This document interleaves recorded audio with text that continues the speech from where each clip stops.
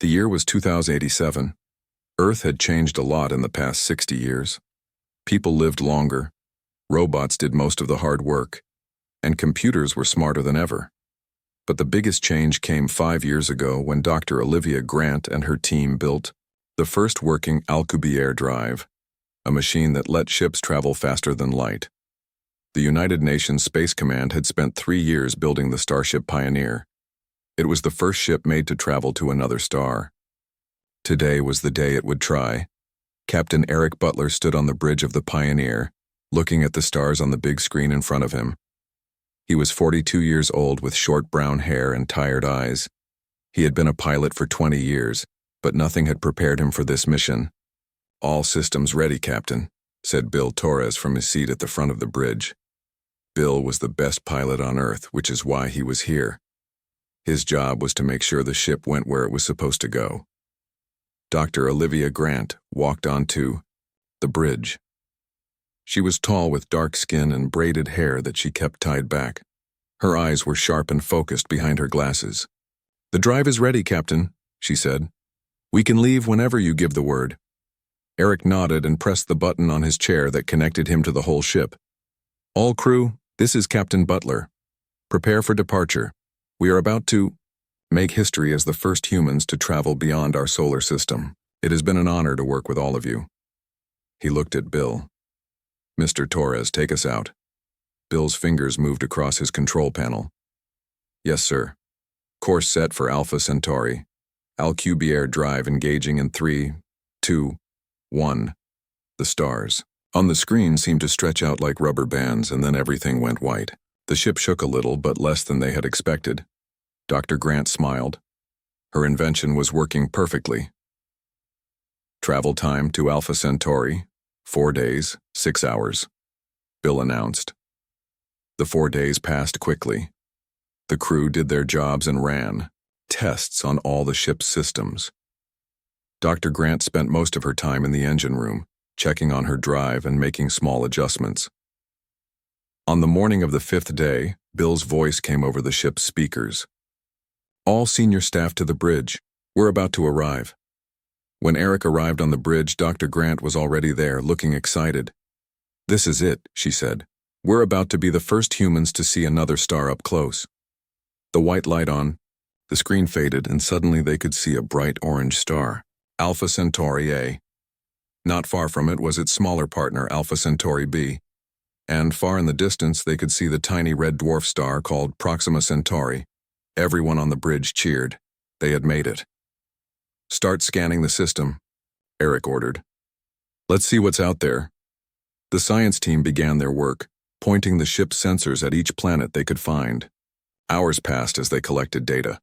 "Captain, you need to see this," said Linda Cooper, one of the sensor operators. "We're picking up something in orbit around Proxima Centauri B. It's not natural." Eric walked over to her station and looked at her screen. There was definitely something there. A large structure in a perfect circle. "It's artificial," Dr. Grant said, looking over his shoulder. "That's a space station." The bridge went silent. Everyone was thinking the same thing, but no one wanted to say it. "Are you saying there are aliens here?" Eric finally asked. Before Dr. Grant could answer, Bill called out from his station. "Captain, 3 objects just appeared on our sensors. They're moving toward us from Proxima Centauri." "Show me," Eric ordered. The main screen changed to show 3 objects moving through space. They were ships, but unlike any ships Eric had ever seen. They were smooth and curved, with no sharp edges, anywhere. They glowed with a soft blue light. "They'll reach us in about 20 minutes, Bill said. Eric took a deep breath. "This is what we prepared for. First contact protocol. Send the mathematics greeting package on all frequencies." The mathematics greeting was a series of simple equations and prime numbers that any advanced civilization should recognize as artificial and intelligent. 10 minutes later, they got a response. The same mathematical sequence sent back to them. "They understood," Dr. Grant whispered. 5 minutes after that, they received another transmission. This time it contained crude pictures and sounds, a greeting in a language they didn't understand. But the message was clear. "We want to talk. Send our greeting back." Eric ordered. The crew had prepared videos and sounds explaining who they were and where they came from, without giving too much information. The alien ships were close now. The largest one was about twice the size of the Pioneer. The other two were smaller and seemed to be escorts. Another transmission came in. This time it was clearer.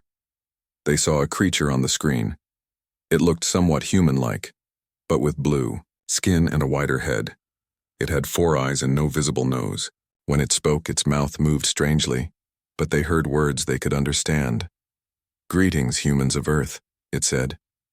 "I am Ambassador Zeltharim of the Vashni Confederacy. We have been watching your world for some time. We request permission to come aboard your vessel for diplomatic talks." Eric looked at Dr. Grant, then back at the screen. "This is Captain Eric Butler of the Earthship Pioneer. We would be honored to welcome you aboard, Ambassador." 2 hours later, after much preparation, Ambassador Zeltharim and 2 other aliens arrived on the Pioneer. They came in a small shuttle that docked with the human ship. The aliens wore no special suits. Apparently they could breathe Earth. Zeltharim was tall, almost 7 feet. The blue skin that they had seen on the screen was covered in tiny scales that shimmered when the light hit them.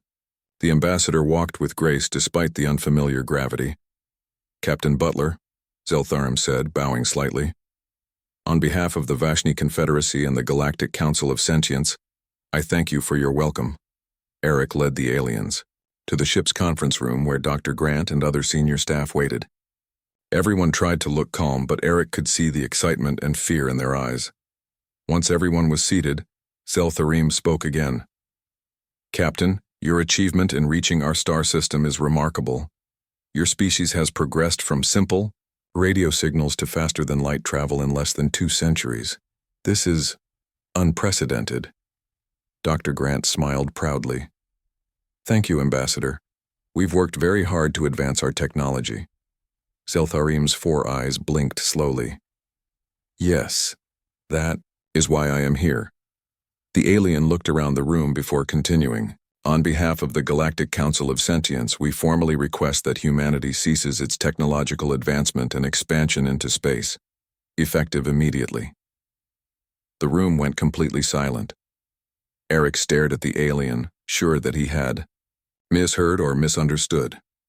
"You want us to stop advancing?" Dr. Grant asked, breaking the silence. "Why would we do that?" "Because," Zeltharim said quietly, "your rate of advancement terrifies us." Eric found his voice again. He sat up straight and looked directly at the alien ambassador. "Why?"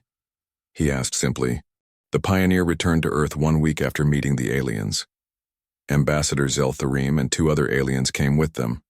Captain Butler had invited them to Earth to explain their request to human leaders. News of first contact spread around the world in minutes. Some people were happy and excited. Others were scared. Many did not believe it was real until they saw the video of the blue-skinned aliens walking off the ship in New York. The United Nations called an emergency meeting. Leaders from every country came to New York to meet the aliens. The meeting room was large with a round table in the center. Captain Butler and Dr. Grant sat with the human leaders. Ambassador Zeltharim and the 2 other aliens sat across from them. "Thank you for coming to Earth," said President Clark of the United States. "We are eager to learn about your people and the galaxy." Zeltharim stood up. The alien was so tall that some people had to look up to see its face. "Humans of Earth," Zeltharim began. "For over 40,000 years, the galaxy has been at peace under the Council of Sentience. The Council includes 7 species from different star systems. We work together, trade together, and help each other." The alien touched a small device on its wrist. A 3D image of the galaxy appeared above the table. Small dots of light showed where different alien races lived. "New species are usually found when they begin to explore their own star systems," Zeltharim continued. "We watch them grow and develop. After a few thousand years, when they are ready, we invite them to join the Council." Dr. Grant raised her hand. "A few thousand years? That seems like a long time to wait." "It is normal," Zeltharim said. "Most species take about 8,000 years. From their first radio signals to their first faster-than-light travel." The room was quiet as everyone thought about this. Humans had done it in less than 200 years. That's why we're here, Zeltharim said. Your speed of development is not normal. It is not safe. We ask you to slow down. President Clark frowned. Not safe for who? We have been careful with our technology. Zeltharim's 4 eyes blinked slowly. There was another species once called the Corvan Dominion. They grew quickly, like you. Within 300 years of building their first faster-than-light ship, they had taken over 12 worlds. They enslaved 3 other species. The alien's voice grew quieter. The war with the Corvans almost destroyed us all. Billions died. Entire worlds were ruined. We cannot let that happen again. Outside the United Nations building, people gathered in the streets. Some held signs that said, "Welcome aliens," and "Friends among the stars." Others had signs that said, "Earth first and don't tell us what to do." Inside, the meeting continued for hours. The aliens explained more about the Council and their fears about humanity. The human leaders asked many questions. Dr. Grant had been quiet for a long time, thinking. Now she spoke up. "Ambassador, may I ask a technical question?" "Of course," Zeltharim said. "Your ships use quantum field generators to create artificial gravity, correct?" Dr. Grant asked. "Yes," the alien said, sounding surprised. "And your communication systems use tachyon particles?" "Yes." "How do you know this?" Dr. Grant smiled. "Because we've already thought of these technologies. We haven't built them yet, but the theories exist in our science papers from the last 5 years." The alien leaders looked at each other with concern. Later that day, Dr. Grant met with her friend Dr. Alan Murphy in a small room at the UN building. Alan was a tall man with red hair and bright green eyes. He was the best computer expert on the Pioneer mission. "I've been looking at the data we collected from the alien ships," Alan said. He showed Dr. Grant his computer screen. "Their technology is amazing, but look at this." The screen showed complex diagrams of alien machines. "These designs haven't changed in at least 500 years, Alan explained. "I compared them to historical records the aliens shared. Their technology has barely improved in centuries." Dr. Grant sat down, thinking hard. "That's strange. If they're so worried about advancement, why have they stopped advancing themselves?" "Maybe they're afraid," Alan said quietly. "Not of what we've done, but of what we might do." Over the next few weeks, people around the world argued about the aliens' request. The United Nations created a special team to talk with the Council representatives. Dr. Grant was part of this team. Many people were angry about being told to slow down. A young engineer named Kevin Powell became famous for his speeches defending human progress. "We didn't climb out of caves, cure diseases, and reach for the stars just to be told we're going too fast," he shouted to a large crowd in Detroit. "Humanity has always pushed forward. It's who we are." Millions of people watched his speeches online and agreed with him. Meanwhile, Captain Butler worked with world leaders to find a solution. They created a new plan called the Monitored Advancement Treaty. Under this plan, humans would continue to develop technology but would share their progress with the Council. There would be limits on how fast humans could build space weapons and settle new planets. 3 months after first contact, Captain Butler and Dr. Grant met with Zeltharim in a quiet garden at the UN building. It was a warm summer day. Flowers bloomed around them. "What does the Council think of our compromise?" Captain Butler asked. Zeltharim looked troubled. "The Council is divided. Some species like the Kalari support your plan. They think humanity could bring new ideas to the galaxy." "And the others?" Dr. Grant asked. "The Takan want to surround your solar system with ships and prevent you from leaving. They fear you will be like the Corvans." Captain Butler stood up. "That would be a mistake. We don't want conflict, but we will defend ourselves." Later that evening, Dr. Grant found Zeltharim alone, looking at the stars. "May I ask you something personal?" she said. The alien nodded. "What do you think about all this? Not the Council, but you personally?" Zeltharim was quiet for a long time. "My people have not created any new technology in over 300 years, the alien finally said. "We use designs from old archives when we need something. Life is stable, comfortable. and sometimes I think it is too comfortable. You stopped growing, Dr. Grant said softly. Yes, Zeltharim agreed, and part of me wonders if that was a mistake. The next day, the council sent a message. They would block all travel in and out of Earth's solar system until humans agreed to slow their development. Captain Butler called an emergency meeting with Earth's leaders. We have something to show the council, he said. He nodded to Dr. Grant, who stood up. In the 3 months since we met the Vashni, she said, we have studied their technology. We have already figured out how most of it works. In fact, we've improved some of it. She showed images of new human ships being built, using a mix of human and alien technology. If they try to contain us, Captain Butler said, it will only push us to advance faster. The message was clear. Trying to stop humanity might be more dangerous than letting them progress under the treaty. 2 days later, the Council agreed to the Monitored Advancement Treaty. It wasn't perfect, but it was a start. Humanity would continue to grow and develop, but with new alien friends watching closely, some with worry, others with growing interest.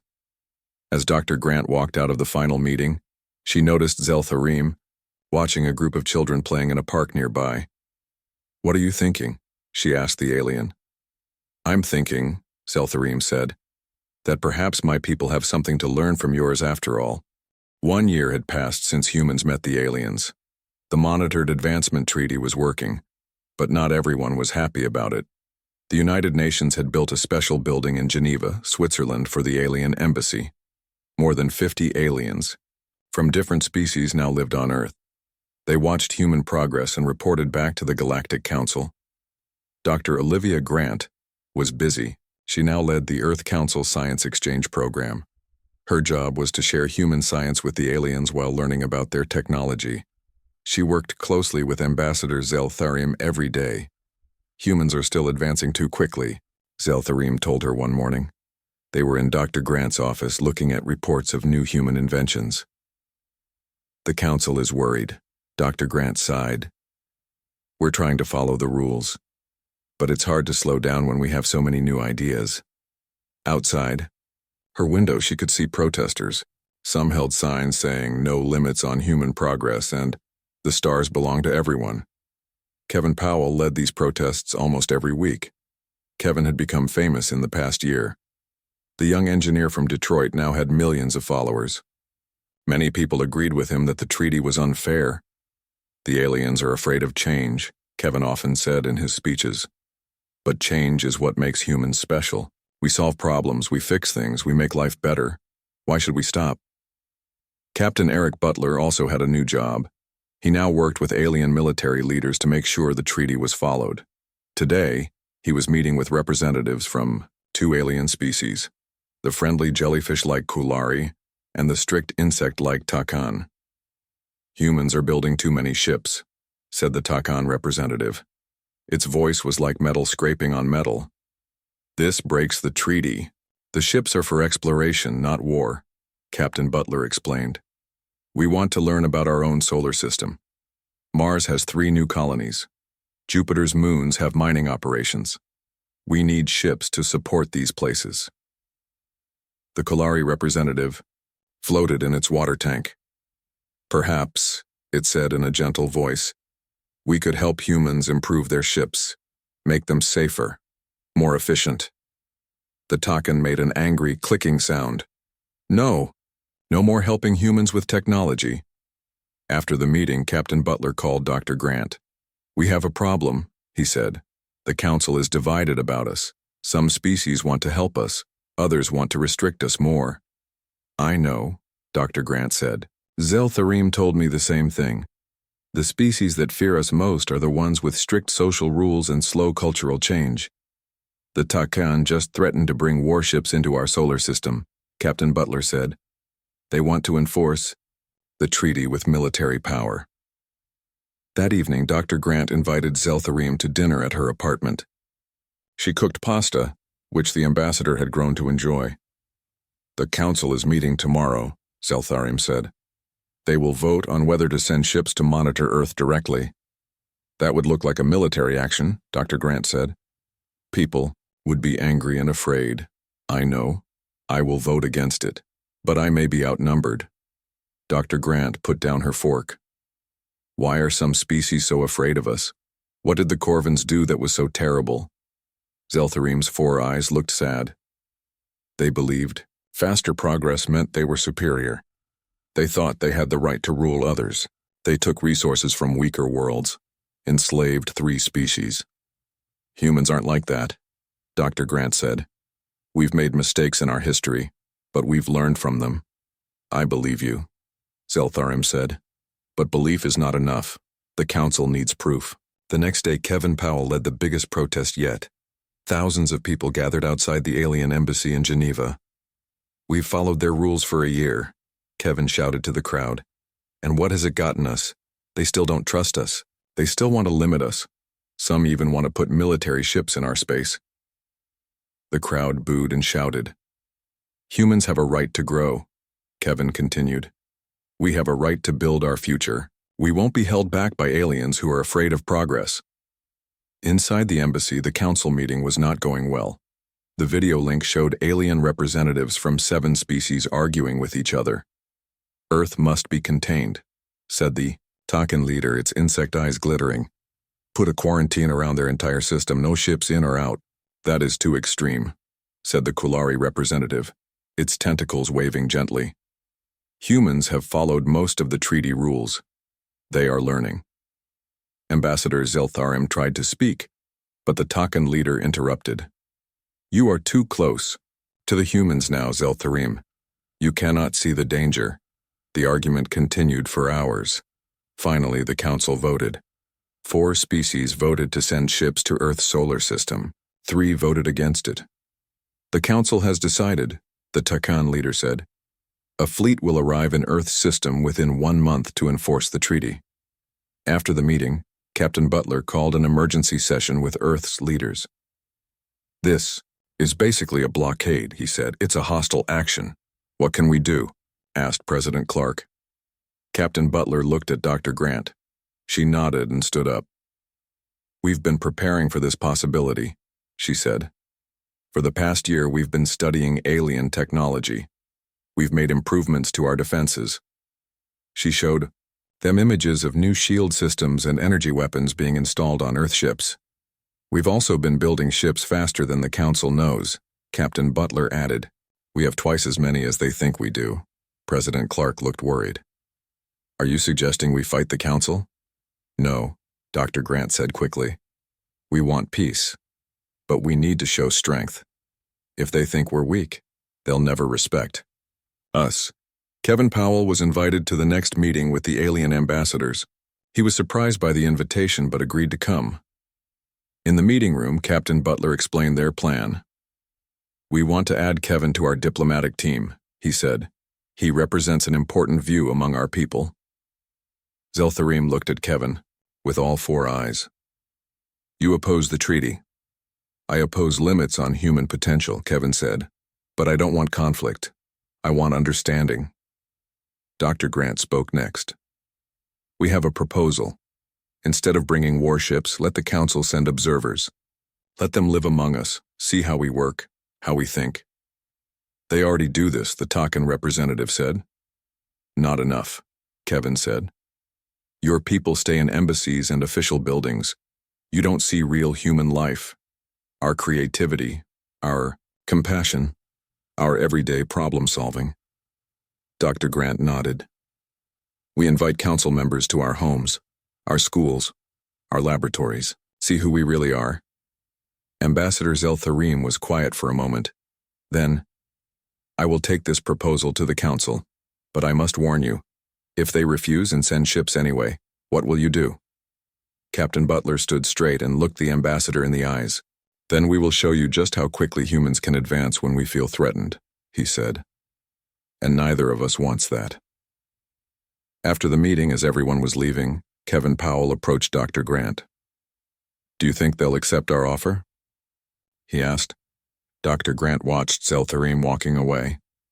I hope so, because the alternative could change everything.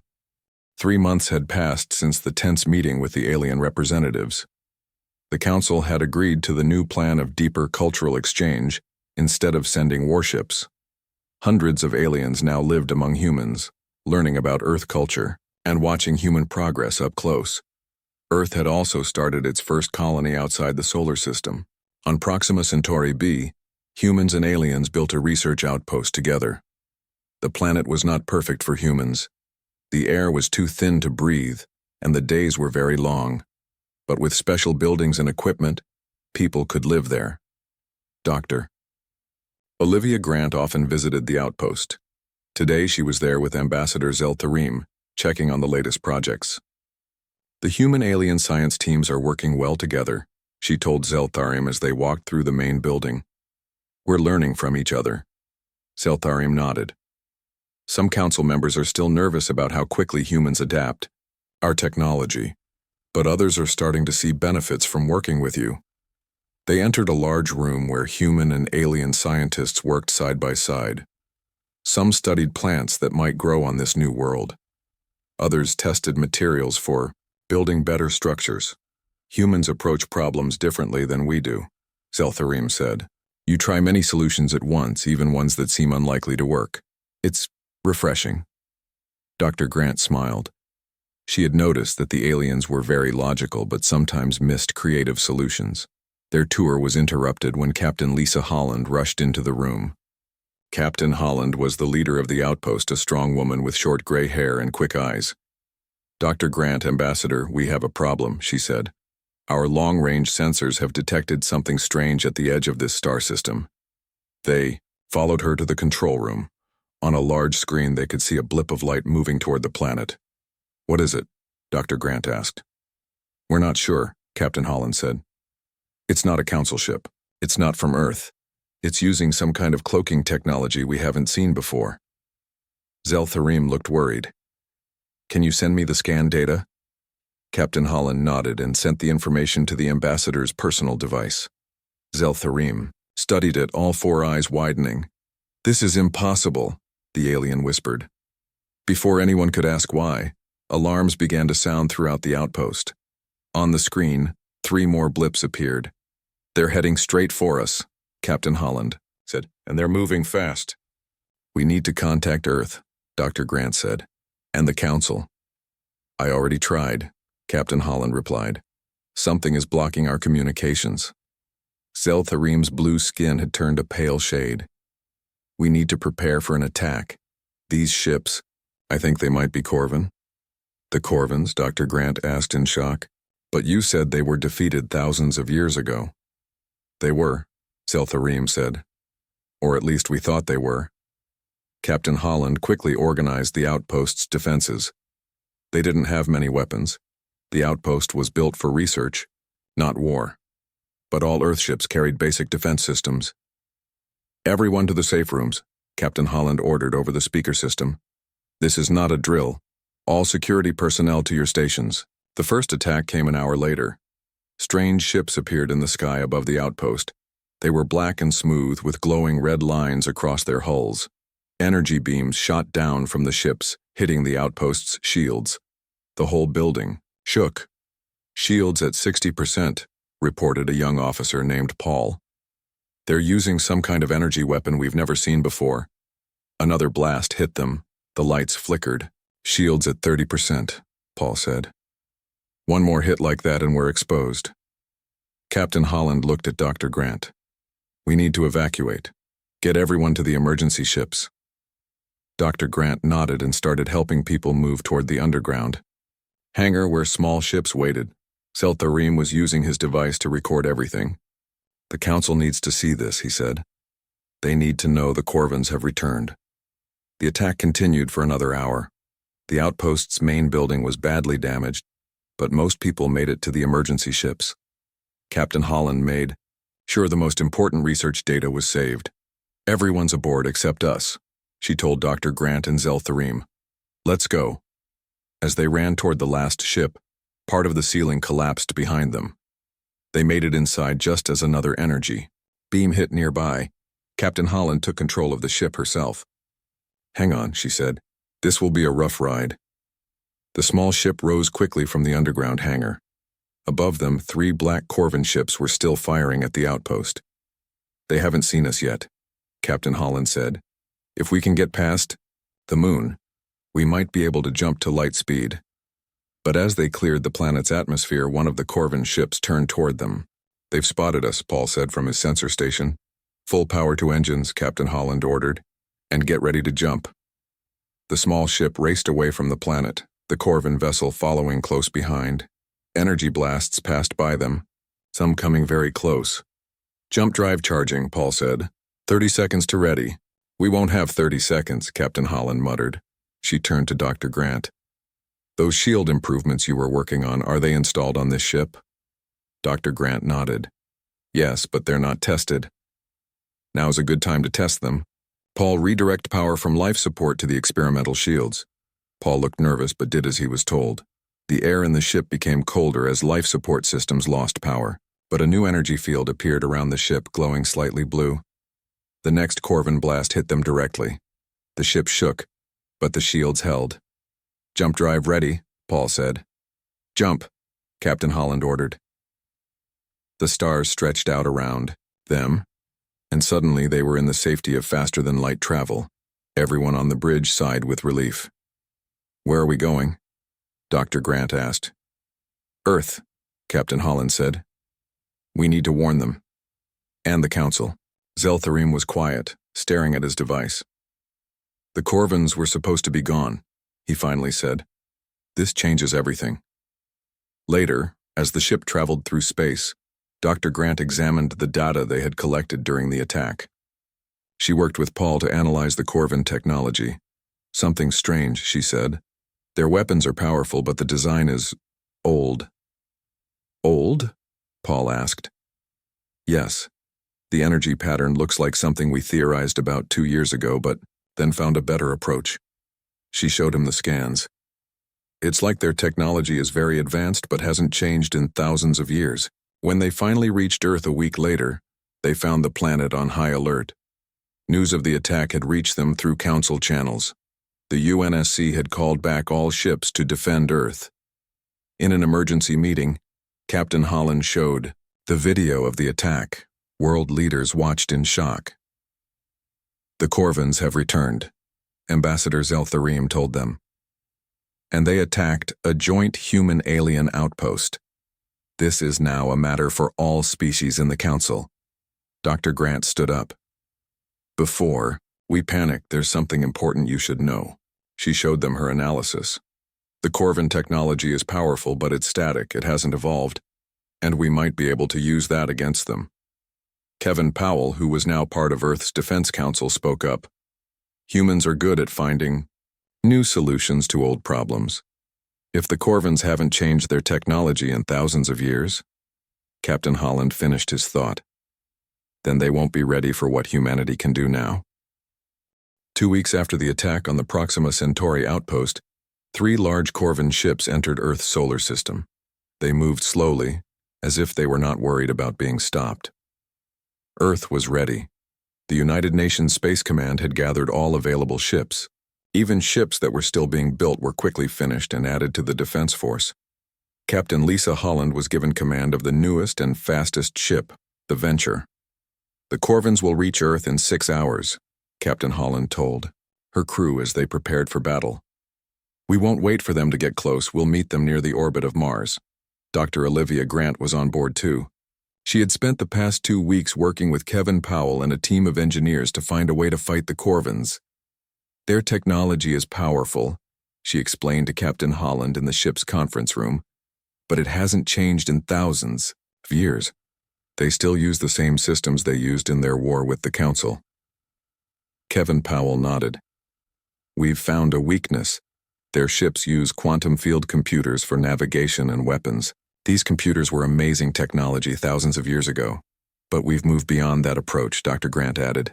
We found problems with quantum field theory about 10 years ago and developed better systems.